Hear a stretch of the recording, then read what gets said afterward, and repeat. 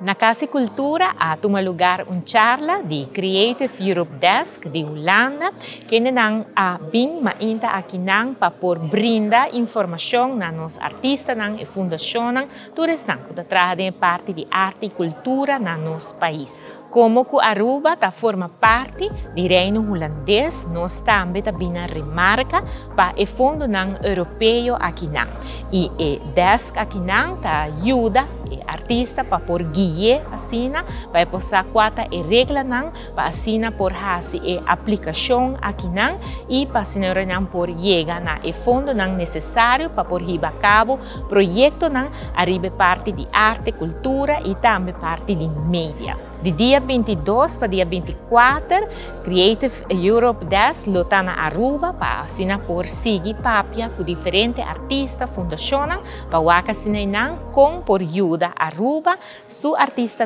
para por chegar no fundo necessário.